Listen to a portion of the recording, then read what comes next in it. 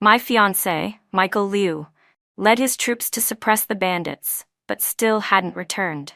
Yet they asked me, someone eager to make contributions, to speak on his behalf. I had just had the shell fragment removed from my leg and refused their request. I even dragged my injured leg to the records office and tore up our marriage application myself.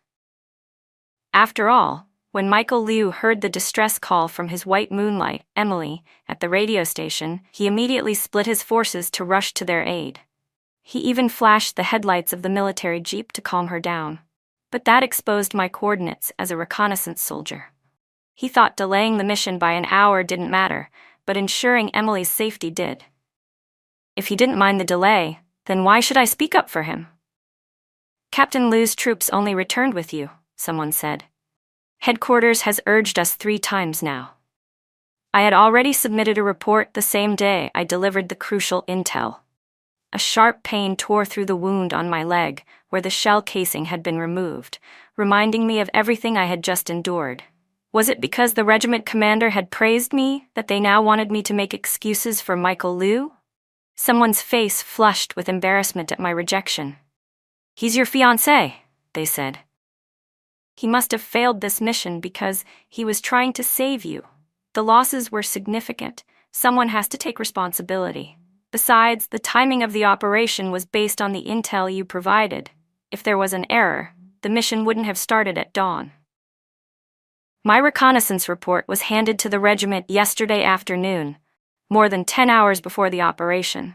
I said, if there was a problem with the intel, why did Michael Liu proceed with the original plan? He's the captain of the 2nd Battalion. He was the commanding officer. My voice trembled from anger and pain, but each word rang out clearly in the quiet hospital room, striking like a hammer. Everyone fell silent, exchanging uneasy glances. But Captain Liu only acted because of your distress signal, someone tried to explain. He received a distress signal from Emily, not me, I interrupted coldly.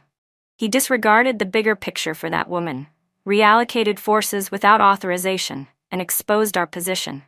I forced myself to lift my injured legs slightly. A senior officer quickly stepped in.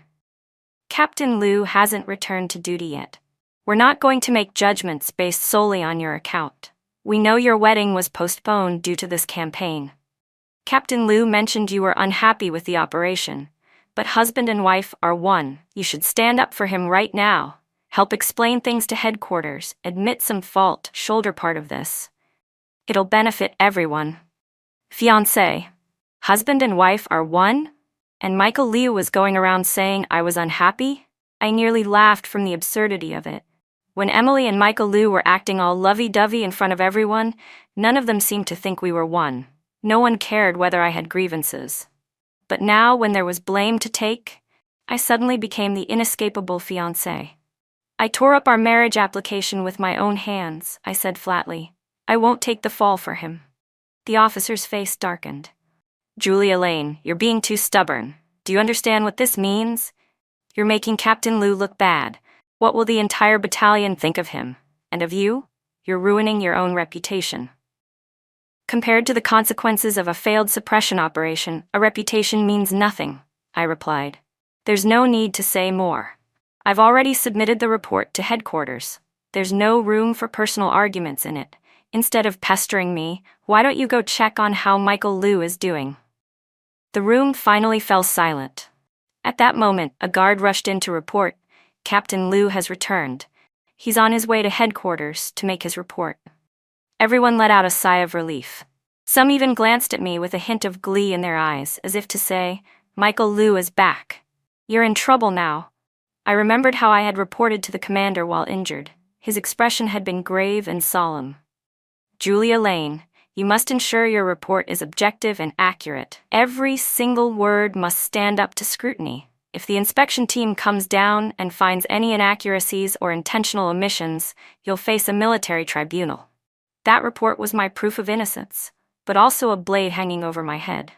If Michael Liu twisted the facts and those so-called witnesses all pointed their fingers at me, it could push me into irreversible ruin. And I couldn't even blame myself for doubting that Michael might lie. Until yesterday, I would never have believed that he'd delay the operation just to rescue Emily. And that was early this morning. The operation began in the midst of a torrential downpour. Every soldier in the 2nd Battalion followed the plan to close in on the target from all sides. As a reconnaissance officer, I gripped the encrypted topographic map tightly, preparing to cross the minefield. According to our strategy, Michael Liu was supposed to lead his team at 4 a.m. to neutralize the firepower stationed at Position 4. We all knew how crucial this mission was. If successful, it would completely wipe out the enemy presence in the region. Suddenly, Emily's voice crackled through the radio.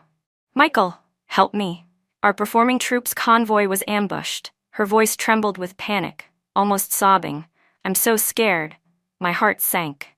The coordinates of the troops' planned route overlapped precisely with my withdrawal path. "Julia, give me your radio," Michael said. His voice was calm but brooked no argument. "No." I clutched the device tightly. "The encirclement operation is about to begin. You can't." "Julia, this isn't the time to be jealous. Comrade Emily is in danger." He cut me off, a mocking smile playing at his lips. "Ever since Emily got here, you've been acting strange. Civilian lives matter more than your petty feelings." "You're the one acting strange, Michael Liu," I snapped. "This operation has been in planning for over a year. How can you throw it aside just because Emily sent out a distress call?" Rain streamed down my face. I couldn't tell whether it was water or tears. Seeing that I still wouldn't hand over the radio, Michael grew anxious and lashed out. "You know damn well that if Emily hadn't been chosen for the troop, I never would have settled for someone like you. You should be grateful to even have a shot at marrying me." I froze. I hadn't expected him to blurt out something like that, all in the name of protecting her. "Don't forget," he added coldly, "our marriage application hasn't even made it to the final approval. I can still pull it any time." The application had been submitted over 6 months ago, and still no approval. Of course. Emily had arrived around that time under the pretense of entertaining the troops. Michael must have deliberately stalled the process. Now that his white moonlight was back, how could he possibly bring himself to marry someone else? A sharp pain tore through my chest. Together, Michael and I had completed countless grueling missions, driven by our shared belief in protecting our country. We'd walked side by side along this border so many times, but in the end, none of that could compare to Emily's sweet smile and gentle waist pressed up against him. Michael suddenly lunged forward and tried to snatch the radio from my hands. "Julia, Emily can't be harmed. I won't let anything happen to her. I swear I'll be back within the hour. I won't miss the assault window. Just wait for my signal." I removed the pocket watch hanging around my neck. It was the token of affection he'd once given me. He had said it was the most precious keepsake his grandfather left him. I handed it back to him, my voice steady, without a trace of emotion. "Since you're so determined to go save her, then let's call off the engagement." "You're being ridiculous again," he muttered. He stuffed the watch into his pocket, casually patted my shoulder, and said dismissively, "When I get back with Emily, I'll explain everything." As I watched him turn and walk away without a second's hesitation, I suddenly realized something. In his heart, I had never been the most important person. The rain fell harder. I tightened my grip on the topographic map and continued forward through the darkness, according to plan. On the cliff across the way, the headlights of a military jeep sliced through the curtain of rain, flashing 3 times in a row. My heart skipped a beat. 3 flashes. It was one of the backup signals we had practiced before. Safe passage confirmed. "Move quickly." It was Michael. He was really waiting for me. Maybe he still cared about the mission after all. I no longer hesitated. I quickened my pace and dashed toward the exposed clearing ahead. The terrain was treacherous, steep cliffs on both sides. If I were discovered, there'd be nowhere to hide. Bang! A gunshot tore through the rain-soaked night. Pain exploded in my right leg, and my balance gave out. I stumbled, falling into the darkness, unable to control my body. As my consciousness began to fade, I mustered the last of my strength to look up. Under the blinding glow of the jeep's headlights at the top of the cliff, I saw a tall figure holding a petite woman tightly in his arms. There was no mistaking that silhouette. It was Michael Liu and Emily. The headlights illuminated his face as he leaned down to comfort her. that tender expression on his face. I had never seen it before. So those 3 flashes weren't a signal meant for me at all. They were his way of guiding Emily to safety, telling her which path was clear.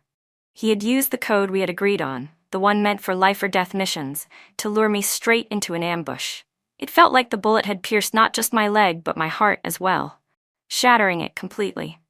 Fortunately, after tumbling a short distance, I got wedged between several slick, mossy rocks. "Help!" I cried out weakly, clinging to a sliver of hope. Maybe Michael had just lost his mind for a moment. Maybe he'd hear my voice. Maybe he'd come back for me. "Michael, I think I heard something over there." Emily's voice echoed faintly through the rain. "I'm scared." "Don't be. I've got you," he answered. Their voices grew more distant, and soon the Jeep's headlights disappeared into the storm. My cries for help were drowned out by the relentless rain. Despair surged up, threatening to consume me. I struggled to sit up, but searing pain from my right leg made my vision swim in and out of blackness. "No, I can't die here." I bit down hard, ripped off my sleeve, and tightly bound my upper thigh to stop the bleeding. As I groped around the rocks nearby, searching for something to brace against, my fingers touched a small, hard object.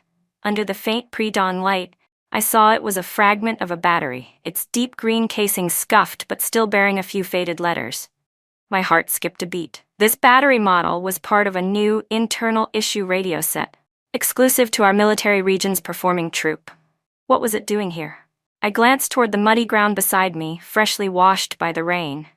There, clearly outlined in the dirt, was a footprint.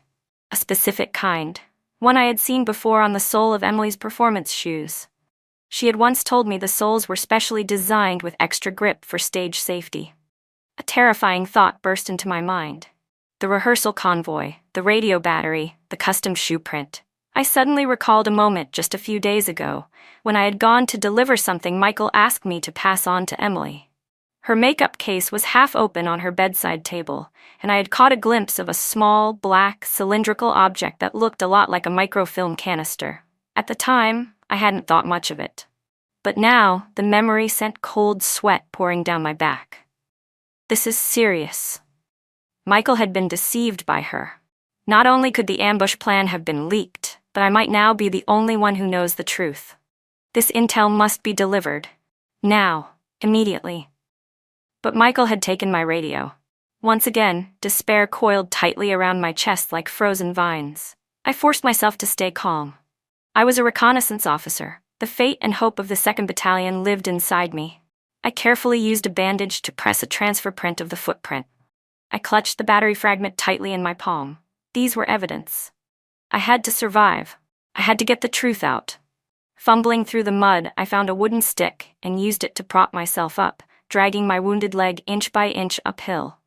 Just as I was about to collapse, my fingers touched something cold and metallic. It was a shattered military radio. Battered, casing cracked, antenna broken. Hands trembling, I attempted to rewire it, switching channels over and over until a burst of static finally gave way to a voice from headquarters. "Red River, confirm your coordinates." As the infirmary door slammed open, the sharp sweetness of Emily's perfume mixed with the metallic stench of blood. Michael's uniform hem was splattered with mud, and his voice was cold and harsh. "Julia Lane, do you have any idea how much damage your actions caused to the unit?" Emily stepped forward and waved her bandaged finger in front of him, her expression wounded and delicate. She didn't need to say anything, just a shake of her head, all meek and misunderstood. I never expected that the first thing Michael Liu would do upon returning was confront me. "Captain Liu, what are you trying to say? If it weren't for your faulty intel, we wouldn't have lost so many of our comrades." His voice burned with anger. "Emily says the route map used by the performing troop was given by you. That map led them into the wrong area. If we hadn't split forces to rescue them, who knows what would have happened." So Emily had made the first move, and she twisted the story to frame me. I forced myself to stay composed. "Captain Liu, whether or not I gave that route map is still unclear. But don't you think you owe us an explanation for why the operation was delayed?" His expression flickered, but only briefly. He quickly straightened, indignant. "I did it to save lives. If it weren't for you..." I closed my eyes, For one final time, I tried to pull him back from the edge. Captain Liu, what if I told you Emily lied, and may even be suspected of espionage? Would you believe me? I swear on my honor as a reconnaissance officer, there isn't a single lie in what I said. I deliberately pulled back the blanket to show him my leg, already soaked through the bandages with blood. Michael Liu's eyes were filled with disappointment and disgust. So it's true, Julia Lane. Just like Emily said, you'd go as far as self-harm to win my sympathy. I know you've always had a bias against Emily, had misunderstandings about her and me, but the unit has already suffered heavy losses, and you're still here stirring up jealousy, using injuries to seek attention? Do you have any sense of collective responsibility at all? Jealousy. Misunderstanding. His accusations hit me like a wave of cold water crashing over my head. I stared at him, and at the fragile, innocent-looking Emily standing at his side. My vision blurred with dizziness. I have evidence, I said, my voice trembling. There's something wrong with Emily. Right on cue, Emily let out a soft gasp and staggered back, as if terrified by my accusation. Evidence? Michael took a step forward and raised the paper bag he was holding. You mean this? A battery fragment? And a footprint? You think you can just make things up whenever you want? His voice grew sharper, louder. I can't believe you've stooped to this. Even now, you're trying to pin everything on Emily? She's just a defenseless member of the performance troupe. She nearly died out there, and you accuse her of betrayal? I hadn't realized he had taken the evidence from headquarters. My heart twisted. Tears spilled uncontrollably down my cheeks. You're going to regret this, Michael Liu. But these weren't tears of self-pity. They were tears of fury, of heartbreak, of complete disillusionment with the man I had once loved. Emily shivered slightly in his arms, her voice soft, sickly sweet. Michael, don't be mad at Julia. She's just a woman, and your fiancé. It's only natural she'd want to feel close to you, maybe a little more involved. I'm sure she didn't mean anything by it.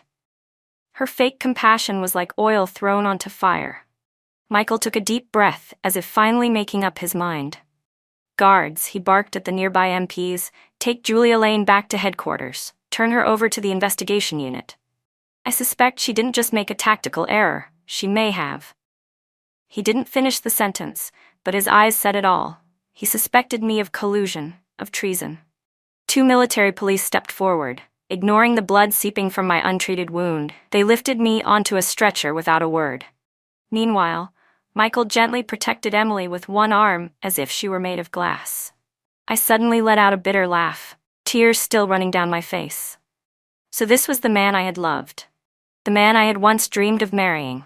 And now, for the sake of another woman, he couldn't wait to cast the blame on me and wash his hands of it all. The stretcher hit the ground with a dull thud. They carried me into a tent repurposed as a makeshift interrogation room. Outside, soldiers from the 2nd Battalion had already gathered, demanding harsh punishment from the inspection team. Julia Lane, said one of the officers, we're from the Military Region Inspection Unit. Regarding the failure of this suppression operation, and your alleged involvement, we need your full cooperation. I clenched my jaw through the pounding pain in my leg and took a deep breath. Of course, I will report everything exactly as it happened. We've already received a detailed report before you arrived, one of them said. I stand by every word in that report, I replied firmly. Everything in it comes from what I saw with my own eyes and experienced myself. I closed my eyes, and one by one, I relived the nightmare, discovering the battery fragment, the unusual footprint, trying to warn Michael Liu but being ignored, him delaying the operation to save Emily, seizing my radio, and finally, me falling into the ravine and the image I saw just before losing consciousness. I recounted it all, word by word, with clarity and precision. Sweat beaded on my forehead from the pain, but it was nothing compared to the crushing ache in my chest. Just then, the tent flap was suddenly yanked open. Michael Liu stormed in, dragging Emily behind him. Commander, sir, Michael saluted. Regarding the accusations against Julia Lane, I have something to say. She's always had issues with Emily. Emily dabbed the corners of her eyes with a handkerchief. Comrades of the inspection unit, she said gently. I don't know why Julia Lane would say such things about me. I was just unlucky enough to run into the enemy. The inspection officer raised his hand, cutting her off, then turned his gaze to Michael Liu. Captain Liu, we'll hear your explanation later. But right now, the report in our hands contains detailed logs of time, location, and every instance of inaction on your part. Specifically, your decision to prioritize rescuing Emily after receiving a distress signal instead of executing the original encirclement plan led to missing the best operational window. This also contradicts parts of your initial field report. You need to clarify this. Michael's face went ghostly pale. He opened his mouth, trying to speak, but seemed unsure where to even begin. Seeing this, Emily quickly jumped in. It was because the enemy fire was too intense at the spot where we, the performers, were pinned down. Michael had no choice. He had to act.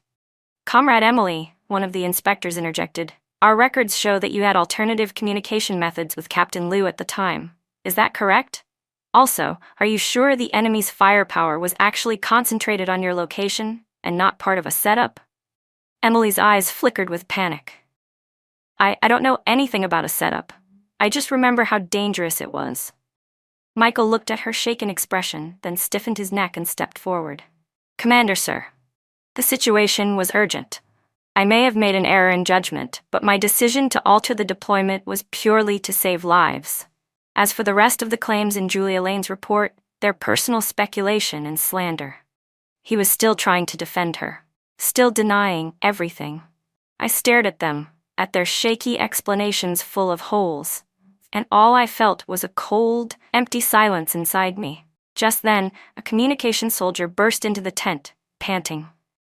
Commander, emergency intel. Recon units in Zone 7 have spotted a large enemy buildup. Suspicious movements suggest a major operation is imminent. Everyone inside the tent immediately grew tense. Zone 7. That was one of the locations I had earlier suspected the enemy might retreat toward. Michael seized the moment like a drowning man grabbing for a lifeline. He took a step forward and said, Commander, I request permission to lead a recon team into Zone 7 to investigate. Let me atone for my mistakes. Please give me a chance. The inspection officer hesitated briefly, then finally said, All right, Michael Liu, I'll give you this chance. But remember, this time you must succeed. If you fail, you'll be held accountable for everything. Yes, sir, I will complete the mission. Michael straightened his posture and walked briskly out of the tent, not even sparing a glance at me or Emily. Emily stared at his retreating figure with a complicated expression, her fingers subconsciously twisting the edge of her coat. I lay on the stretcher, listening to the sound of the emergency assembly call outside. But inside, I felt nothing. He's heading out to do reconnaissance, to earn redemption. But that has nothing to do with me anymore. Still, Zone 7. The enemy's movements. Could it be that my earlier suspicions were right? The fragments, the footprints, Emily's unusual behavior, everything pointed toward a much deeper conspiracy. If Michael really did uncover something on this mission... I was taken back to the hospital, but while they were changing my dressing, I heard Emily's voice outside. Michael already went to Zone 7. Tell the boss to relocate. Now. I clenched my teeth and forced myself upright. Pain exploded from the wound in my right leg, but I couldn't let that stop me.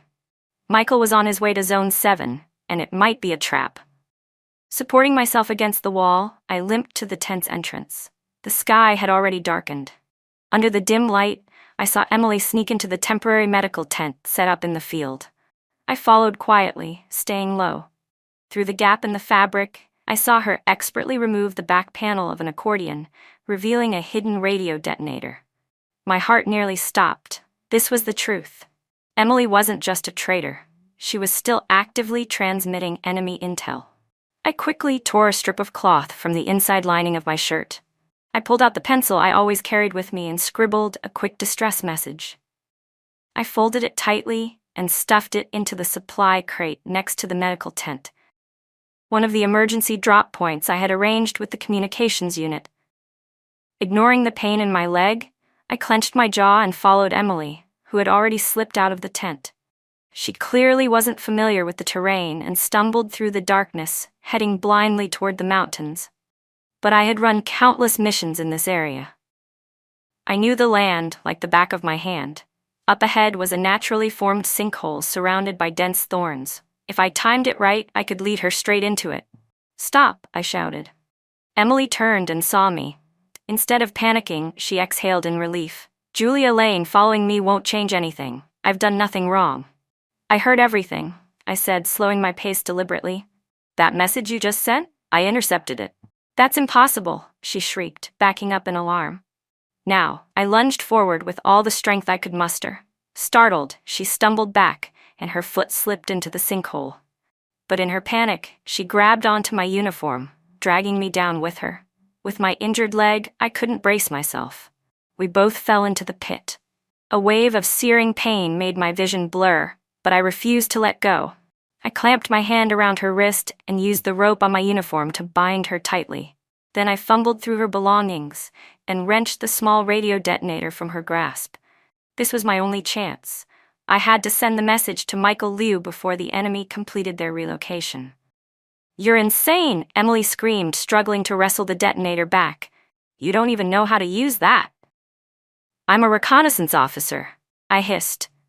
"I can operate this thing in my sleep." I quickly adjusted the frequency and began transmitting. Emily lunged at me, trying to grab the device. In the cramped space, we struggled violently. Her nails dug deep into my arm, tearing my skin, while my wounds split open from the strain, soaking the bandages in blood. But I couldn't stop, not now. I had to get the message out, even if it was the last thing I did. I clutched the detonator close and let my fingers fly over the keys. "You really think Michael will believe you?" Emily spat. "He never loved you. He's only ever trusted me." I ignored her venom and focused on the transmission. Suddenly, I heard a familiar response frequency. It was Michael's. My heart leapt. Abort mission. But before I could react, Emily slammed her hand onto the keypad, punching out a string of jumbled characters. My heart clenched. She was still trying to interfere. Then it hit me. Michael and I had used an old cipher in the past. Maybe, just maybe, he'd remember it. I keyed in the message slowly, clearly. Zone 7. Trap. Evacuate immediately. Emily didn't understand what I was doing, but she sensed something was wrong. She renewed her efforts, trying to snatch the detonator back. I shielded it with my body, and my wound tore open again. Pain exploded through my body, blinding me. "You ruined everything," Emily shrieked. "If it weren't for you, I'd already be gone, with the money." I gritted my teeth, still gripping her wrist tightly. Then, from the distance, a barrage of gunfire erupted, sharp, intense. Sirens followed, piercing through the night. Emily froze, body stiff as a board. I knew that sound. The enemy had been intercepted mid-transfer by our troops. What's happening?" she whispered, her voice hollow. "The timing's wrong." Her face drained of color. I reached again for the detonator, trying to re-establish contact with Michael, to tell him the enemy's exact position. But Emily sprang forward, snatched the device from my hands, and hurled it to the ground. It shattered on impact. "You're not sending anything," she screamed. Then she stomped on it, again and again, until it was nothing but crushed metal. "If I'm going down, then so are you. You're not getting out of this either," Emily hissed. I stared at the shattered detonator, my heart in a panic. I was trapped here, unable to confirm whether our soldiers had escaped the danger zone. Meanwhile, Emily's expression grew more manic by the second, like a cornered animal about to strike. The gunfire in the distance grew more intense. I could hear exchanges from at least 2 directions now, and what worried me most was that the sounds were moving closer. Fast. Suddenly, a harsh beam of light from a flashlight pierced through the darkness. Then, a gun barrel pointed directly at me. "It's her!" Emily shrieked in a trembling, almost flirtatious tone. "She's a scout. She knows all your plans. I'm just a civilian. I don't know anything." The men, clearly enemy soldiers, understood the word scout. Their gazes sharpened instantly, hungry and predatory, like wolves spotting prey. Then, a burst of shouting, followed by a much heavier round of gunfire, erupted from the left flank. This time, I heard it clearly. It was our forces. Mixed in with the gunfire were sharp, distinct bursts from submachine guns. The enemies at the top of the pit immediately turned pale and aimed their weapons toward the direction of the sound. "Over there! Move!" A familiar voice shouted from the forest. Commanding. Urgent. Undeniable. It was Michael Liu. The enemy soldier leading the group jerked his rifle up and aimed it right at me. My pupils contracted, and on pure instinct, I rolled to the side. Bang! Emily, lacking any military instinct, didn't move fast enough. A bullet tore through her shoulder. Blood spurted out, her face went deathly pale, and she let out a scream of agony. Michael jumped down into the pit with several soldiers. He saw me instantly, his face stricken with guilt and panic. Rushing over, he gathered me into his arms, his voice trembling. "Julia, are you okay? Where are you hurt?" I gritted my teeth and didn't speak. The soldiers swiftly secured the scene, tying up the captured enemies. One of them quickly bandaged both my wound and Emily's shoulder. Michael carried me out of the pit, holding me tight. I saw several soldiers carrying stretchers, the wounded lying motionless on them. My heart sank. The losses this time, they weren't small. Emily was dragged along by 2 soldiers. Her face was white, her eyes shifty. She kept stealing glances at Michael when she thought no one was looking. After we returned to camp, I was taken to the military hospital once more. The noise outside was chaotic, but my mind was calm, maybe too calm. Everything had finally become clear.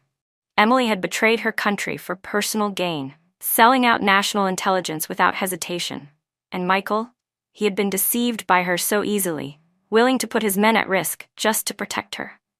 I closed my eyes and took a deep breath, forcing myself to stay composed. I had to recover quickly. Then I would uncover everything. I owed that to the comrades we had lost. Over the next few days, I focused on healing. Michael came to visit me every day, his concern evident. He seemed to want me to plead for Emily. "Julia, I'm sorry, it's my fault. I was such a fool," he said. "That day I led the enemy to shoot at you. I swear I didn't know what was going on. If I had, I never would have let it happen." He squeezed my hand, his voice thick with emotion. "Maybe Emily was deceived too. She's always been kind." I stared at him coldly, saying nothing. "I know you probably hate me right now," he continued, "but please believe me. I truly care about you. I'm gonna get to the bottom of everything. I owe you that. I've already filled out a new marriage application. Let's get married right here, in the base. What do you say?" I gave a cold laugh. "No need." I met his eyes, unflinching. "Didn't you say once, if Emily hadn't joined the performance troupe, I'd never have been your fallback option? Well, now that she's out of the picture, there's no need to settle. Go marry your perfect match." Michael Liu was about to say something when a soldier stepped into the room. "Captain Liu," he reported, "Emily's awake. She's asking to see you." Michael glanced at me. He hesitated for a moment, then followed the soldier out. I knew Emily would do everything in her power to talk her way out of this. And Michael, so indecisive, so easily swayed, could very well fall for her lies again. Fighting through the pain, I got out of bed. I had to move, not just for myself, but for the comrades who had fallen. I needed to make things right.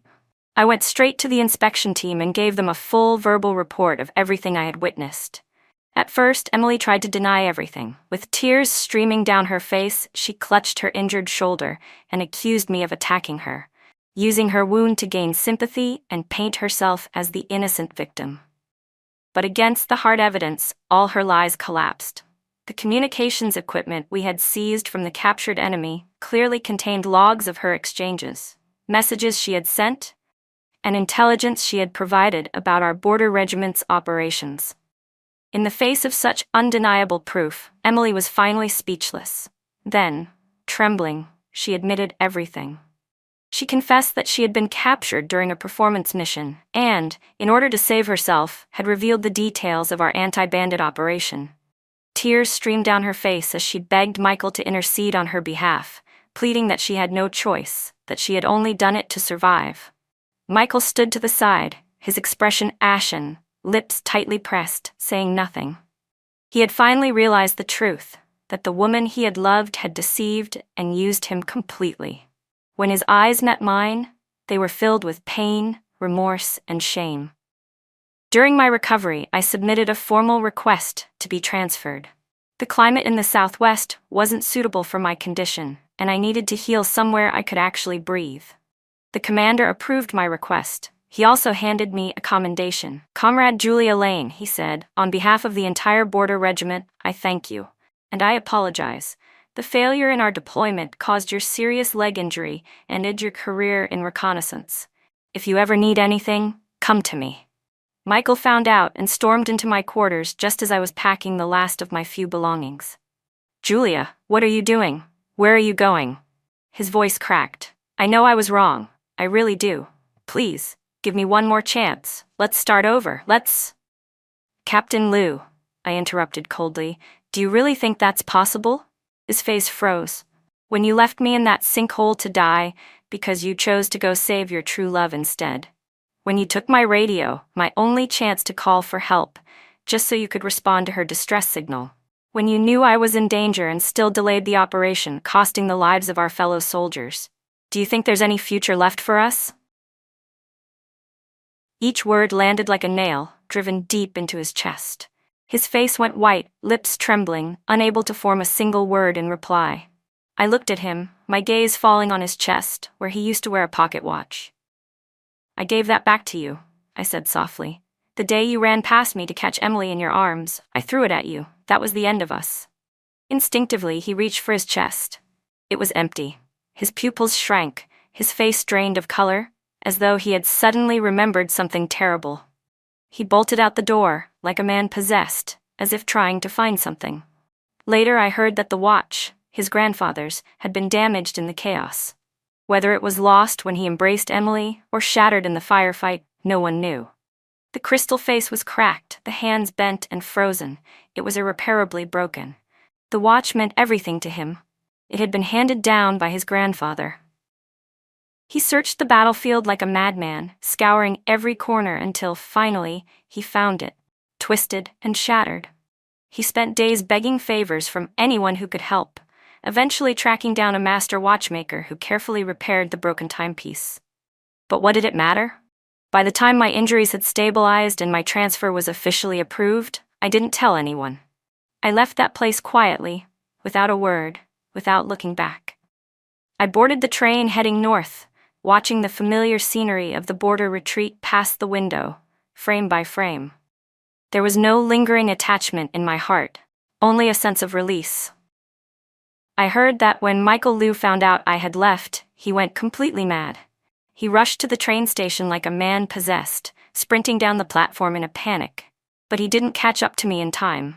He didn't get the chance to say anything to make me stay. What greeted him wasn't my change of heart, but several stern-faced members of the military inspection unit and a pair of cold handcuffs. "Comrade Michael Liu," one of them said, "based on further confessions from Emily and the results of our investigation, you are suspected of deliberately delaying the 10-7 anti-bandit operation for personal reasons, causing significant losses to our forces. You'll need to cooperate with the investigation." Maybe it was only at that moment that he truly understood. What he had lost wasn't just me. He had lost his honor as a soldier, his future, and everything he once took pride in. He paid the ultimate price for his indecision and foolishness, and none of it had anything to do with me anymore. Back in the north, I was assigned to a new unit. The familiar surroundings, the familiar northern accents, they allowed my nerves, strained for so long, to finally relax just a little. I thought I had left the past behind completely. But then a package from the border arrived in my hands. I opened it. Inside lay a silver pocket watch, fully restored, its hands gleaming coldly under the sunlight. Beside it sat a thick envelope. The handwriting on the envelope was unmistakable. Michael Liu's. I didn't even open the letter. I only looked at the watch. Once, it had symbolized sweetness and promise. Now, it was nothing but a painful reminder of betrayal. No matter how perfectly it was repaired, the cracks would always remain. I picked up a pen and wrote one line on the return slip. Refused. Return to sender. Then I resealed the box and handed it back to the courier. Everything that had happened was dead to me, like yesterday's ashes. I wouldn't look back. I would keep walking forward, with the winds of a new era at my back.